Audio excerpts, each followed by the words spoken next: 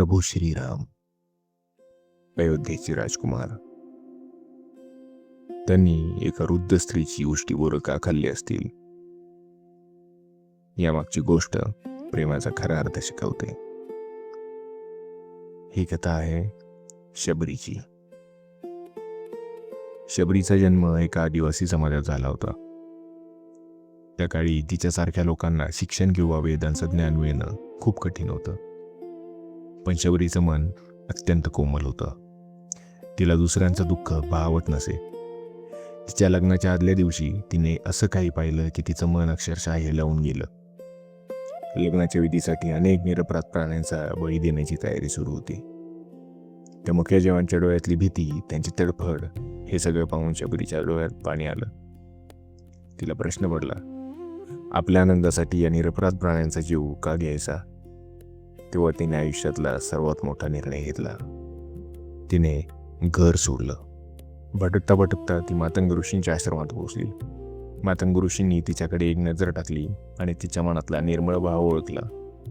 समाजाने जरी तिला सामान्य मानलं तरी ऋषींनी तिच्यातली भक्ती पाहिली. त्यांनी तिला आश्रमात स्थान दिलं. तिथून शबरीच्या आयुष्याला एक नवी दिशा मिळाली.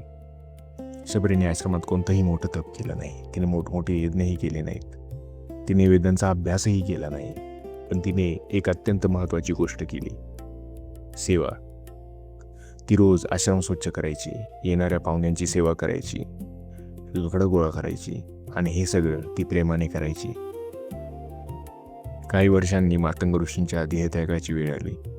जाण्यापूर्वी त्यांनी शबरीला सांगितलं, बाळा शबरी, एक दिवस प्रभू श्रीराम तुला भेटायला येतील.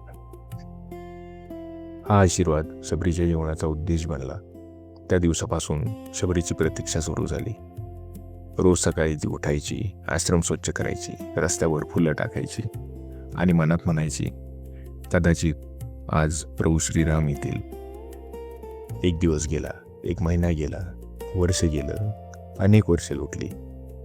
तिचे केस पांढरे झाले, शरीर थकलं, पण तिचं प्रेम कधीच थकलं नाही. लोक तिची थट्टा करायचे, म्हणायचे राम कधीच येणार नाहीत.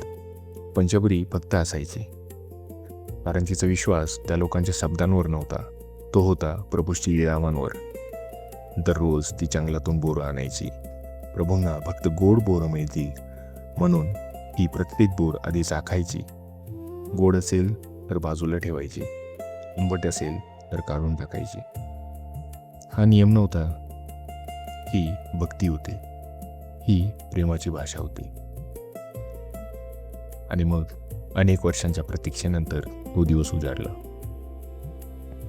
सीतेच्या शोधात प्रभू श्रीराम आणि लक्ष्मण त्या आश्रमात आले. शबरीने त्यांना पाहिलं. तिचे डोळे पाणावले, हात थरथरू लागले. आयुष्यभर ज्या क्षणाची तिने वाट पाहिली होती, तो क्षण तिच्या समोर उभा होता. प्रभू श्रीराम तिच्याजवळ आले आणि प्रेमाने म्हणाले, माते. त्या एका शब्दाने शबरीचं संपूर्ण आयुष्य सार्थक झालं. तिने जपून ठेवलेली बोरं प्रभूंना अर्पण केली. ही उष्टी होती, पण प्रभूंनी ती आनंदाने खाल्ली, कारण त्यांना बोरांचा स्वाद जाणवत नव्हता. त्यांना शबरीच्या प्रेमाची गोडी जाणवत होती. मित्रांनो, आजच्या गोष्टीतून आपण प्रेमाचा सुंदर अर्थ शिकलो. खरं प्रेम म्हणजे निरपेक्ष सेवा, वर्षानुवर्ष टिकणारा विश्वास. जर आपल्या बाळामध्ये प्रेमाचा संस्कार रुजवायचा असेल तर त्याला प्रेमाबद्दल शिकवण्यापेक्षा त्याला प्रेम अनुभवू द्या. कारण प्रेम शिकवलं जात नाही, ते जगलं जातं. आजचं संस्काराचं बीज होतं प्रेम. जर हे बीज आज आपल्या मनात रुजलं तर उद्या ते आपल्या कुटुंबात खुलेल आणि पुढे अनेक पिढ्यांपर्यंत त्याचा सुगंध दरवळत राहील. असंच एक सुंदर संस्काराचं बीज आपण पुढच्या भागात पुन्हा एकत्र पेरूयात. तोपर्यंत नमस्कार. पाहत राहा उत्तरार्ध, कथांमधून संस्कारांचा प्रवास.